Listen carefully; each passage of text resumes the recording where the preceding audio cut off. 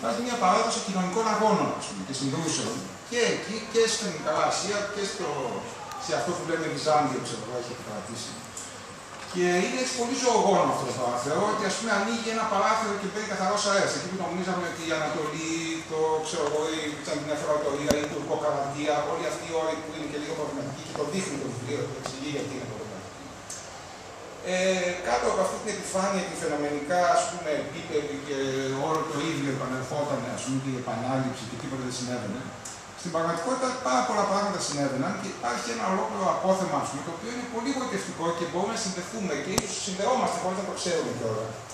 Και αυτό είναι ένα από τον λόγο για τον οποίο είναι έτσι πολύτιμο και πολύ χρήσιμο αυτό το ερώτημα. Λοιπόν, θα έλεγα το εξής, ότι υπάρχουν δύο κατηγορίες βιβλικά, όχι δύο, τέλος πάντων, απλουστεύω λίγο.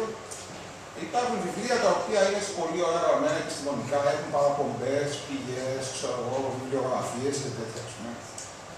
Και υπάρχουν και βιβλία τα οποία έχουν ιδέες. Αυτά τα δύο δεν συμπίπτουν πάντα. Βέβαια, ιδεώς θα ήταν να συμπίπτουν.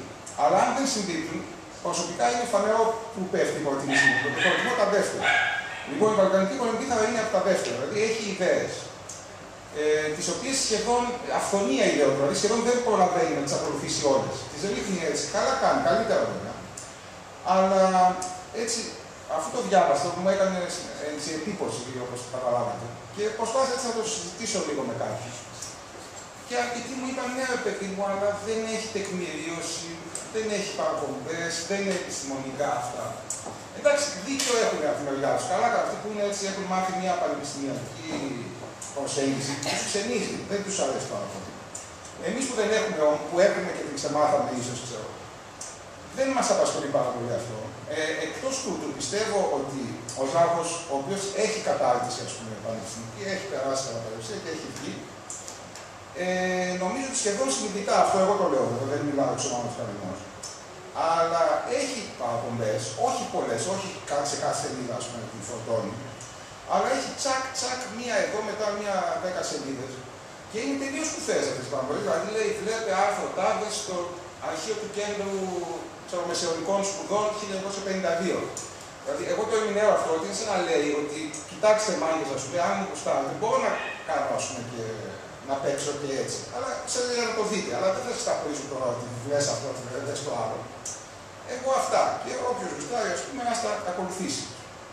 Και μερικοί γουστάρουν. Λοιπόν, έχει ιδέες. Ποιες ιδέες? Δεν μπορούμε να σου πούμε όλες εδώ πέρα. Ο τίτλος λέει, ίσως από τον τίτλο δεν καταλαβαίνει απολύτως κανείς τον πλούτο που υπάρχει από μέσα. Λέει κολυμβήθα ονομάτων. Ίσως κανείς πιστέψει ότι είναι έτσι ετυμολογικό και λέει γιατί οι βλάχοι λέγονται βλάχοι, γιατί οι έτσι λέγονται έτσι. Ξέρω. Το κάνει βέβαια αυτό, το πιάνει. Αλλά πιάνοντας αυτό και τραβώντας το, βγαίνουν άλλα χίλια από πίσω που είναι εξίσου ενδιαφέροντα. Και ο τρόπος με τον οποίο προσεγγίζει αυτή την ονοματολογία τεινάζει στον αέρα, ας πούμε, αυτή την ουσιοκρατική αντίληψη που έχουμε, ας πούμε, τη φιλετική, ότι οι λαοί οι Έλληνες ήταν πάντα Έλληνες και υπάρχει ένας προορισμός, ας πούμε, ένας καθορισμός είναι πάντα ίδιοι με τον εαυτό τους. Εντάξει, μπορεί να αλλάζουν λίγο, αλλά ξέρω εγώ, οι Ιταλοί είναι πάντα Ιταλοί, οι Τούρκοι είναι πάντα Τούρκοι και ίδιοι με τον εαυτό τους. Λοιπόν, διαπερνώντας τις σελίδες του βιβλίου, αυτό τεινάζεται στον αέρα, ας πούμε. Δεν το ψάχνουμε και δεν το βρίσκουμε τι έχει μείνει από αυτό στο τέλος. Βέβαια, αυτό το κάνουν και άλλοι, εντάξει, δηλαδή ακόμα και η Χρυσή Αυγή, η Χρυσή Αυγή όχι, αλλά οι πιο ουσιασμένοι ρατσιστές δεν προβάλλουν ένα βιολογικό, ας πούμε, ρατσισμό. Λένε, ναι, παιδί μου, οι Έλληνες, εντάξει, πήγαν μετακινήσεις λαών, αλλά υπάρχει ένα, ας πούμε, βαθύτερο πρόγραμμα που είναι. Λοιπόν, η Βαλκανική Οικονομική ομάδα το πιάνει αλλιώς αυτό το πράγμα. Πώς το πιάνει? Δηλαδή, υπάρχει ένας οδηγητικός μύθος. Δηλαδή, συγγνώμη, λάψους, όχι μύθος. Μύθος είχα να πω, παρασύρθηκα από ένα άλλο συνέδριο.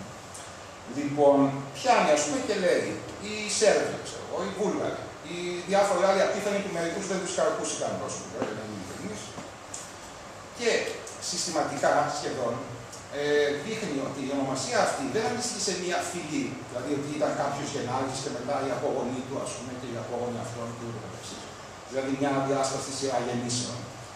Αλλά ως επιτοπλίστων οι ονομασίες αυτές αντιστοιχούν σε μια κοινωνική δραστηριότητα ή σε μια θέση στην παραγωγή ή στην κοινωνία, η οποία κάποια στιγμή αποκρισταλώθηκε και όντως οι απόγονοι ή αυτοί που ήρθαν μετά μονιμοποιήθηκε αυτό το όνομα. Αλλά δεν αντιστοιχεί σε μια ουσιοπαρατεία, σε μια βιολογία. Αλλά πού αντιστοιχεί? Αυτό αρχίζοντας από πολύ νωρίς. Δηλαδή λέει οι δωρείς, ας πούμε. Οι δωρείς δεν κατέβηκαν οι δωρείς. Δεν ήταν κάποιος, δηλαδή υπάρχει κάποιος των δωρεών ότι ξέρω εγώ ήταν στην Ουγγαρία και μετά κατέβηκαν νοτιότερα.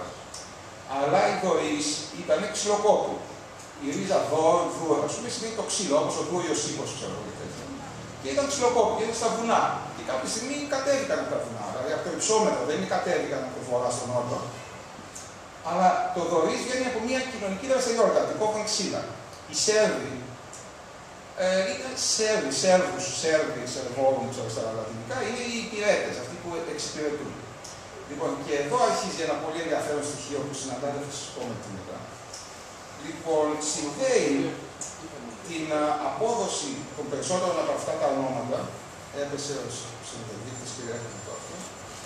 Λοιπόν, συνδέει την απόδοση, την νομιμοποίηση αυτών των ονομάτων κατά τρόπο ώστε να προσδιορίζουν μια κοινωνική ομάδα κατά τρόπο φαινομενικά σταθερό, μια φαντασιακή κοινότητα που λέει και ο Άγγλος, με την έξοδο από τον νοματισμό.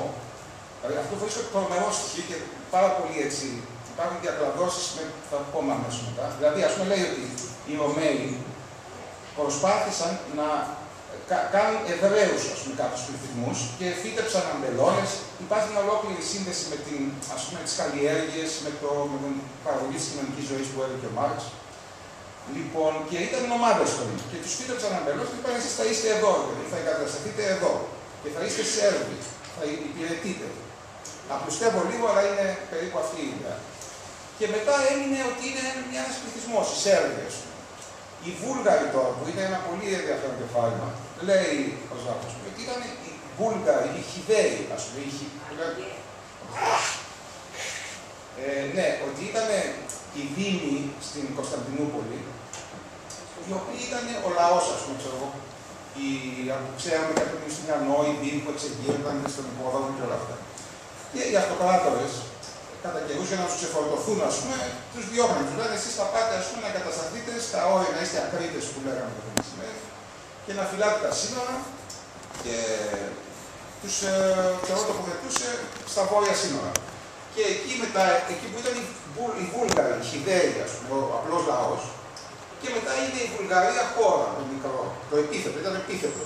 Και μετά έγινε ουσιαστικό η Βουλγαρία. Και μετά δημιουργήθηκε ένας ολόκληρος μύθος ότι ο Βόλγας και η Σλαβική φυλή που κατέβηκε και ξέρω εγώ.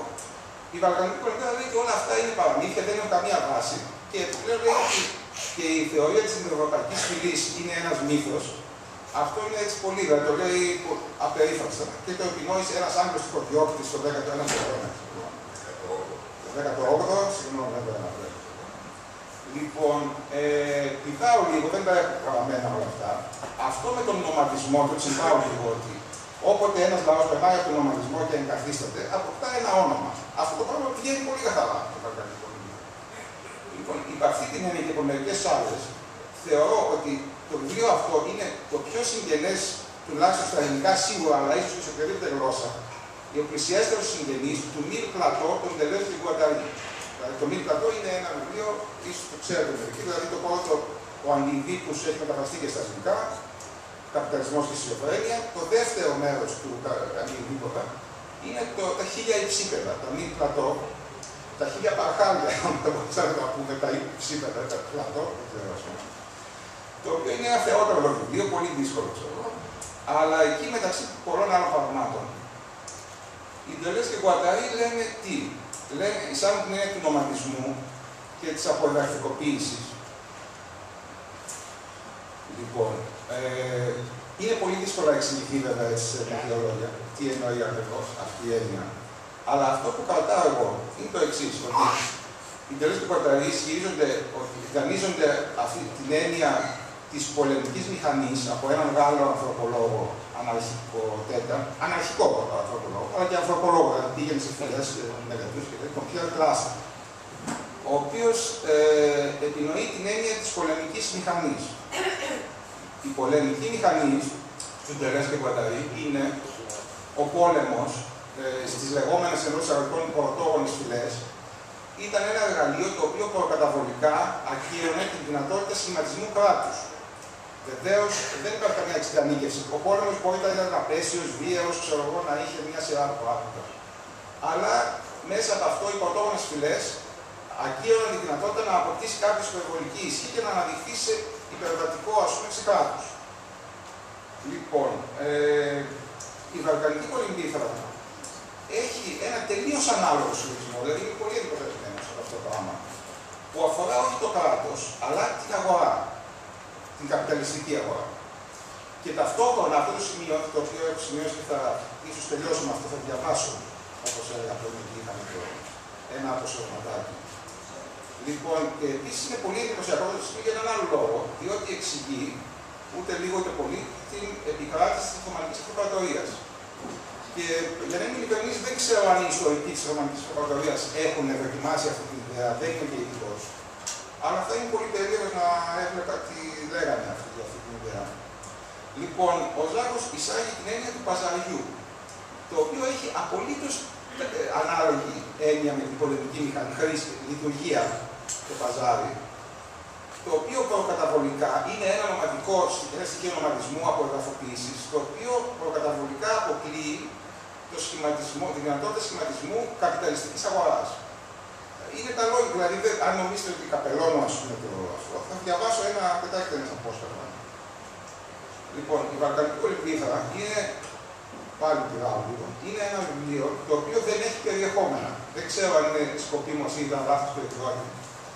Θα μπορούσε να έχει περιεχόμενα και αν είχε τα περιεχόμενα αυτά, θα ήταν σαν ένα κατάλογο που υπάρχει σε ένα δίγημα του Μπόρχες, το οποίο δεν θυμάμαι πώς λέγεται, και αναφέρει ο Φουκώ στο «Λέξη τα πράγματα», που είναι ένας τελείως άναρχος κατάλογος και ενδεχομένως κάποια στοιχεία να επαναλαμβάνονται ή με παραλλαγμένη μορφή, ξέρω εγώ. Δηλαδή έχει κεφαλαιάκια αρκετά μικρά, τα οποία έχουν τίτλους. Τα ρίκα του Τούρκ. Μετά μπορεί να έχει, δεν έχει σημασία, είναι τα ρίκα του, θα γίνει σαφές τι είναι αυτό αμέσως. Μετά λέει οι Τούρκοι. Μετά μπορεί από 30 σελίδες να ξαναλέει οι Τούρκοι ή οι Οθωμανοί του, οι Σελτζούκοι Τούρκοι. Αυτό δεν το λέω σε λάτρεμα. Είναι πολύ γοητευτικό. Δηλαδή υπάρχουν έτσι ένα ντεκουπάζ σε κεφαλαιάκια και στο αντίστοιχο κεφαλαιάκι πιάνει, ας πούμε, πώς κατέληξε αυτή η κοινωνική ομάδα να ονομαστεί έτσι. Λοιπόν, αυτό το ρίκα του Τούρκ αρχίζει με την πρόταση. Οι έρευνες των νεότερων Ισλαμολόγων αποκαλύπτουν δύο στοιχεία πολιτισμού εξαιρετικά σημαντικά που γεννήθηκαν στη Κεντρική Ασία και είχαν στη συνέχεια τεράστια επιρροή στον παγκόσμιο πολιτισμό. Αυτό θα μπορούσε να ήταν πρόταση από τον Big Plateau, δηλαδή κατευθείαν, αμέσως. Και αυτό δεν δικαιολογεί το να συνεχίζουμε αυτό ακόμα περισσότερο. Δεν δικαιολογεί το να συνεχίζουμε να αποκαλούμε τους Κεντροασιάτες βαρβάρους εντός εισαγωγικών ή μιξοβαρβάρους, όπως τους αποκαλούσαν οι Βυζαντινοί εδώ και 1000 χρόνια. Το ένα από αυτά ήταν ο Τεκές, με τους μοναχούς, τους ονομαζόμενους Σούφι, ανθρώπους που φορούσαν έναν μάλινο μανδύα. Αυτοί έφεραν τη θεωρία των πολλαπλών των άπειων δρόμων εντός εισαγωγικών προς τον Θεό. Το άλλο ήταν το παζάρι, με τη φουτουβά, τον κανονισμό λειτουργίας του παζαριού και την οργάνωση των διαιτητικών συναυτών, βασισμένων στην αξιοπραγία των ατόμων και όχι στις οικογενειακές και πελατειακές ή πελατειακές σχέσεις.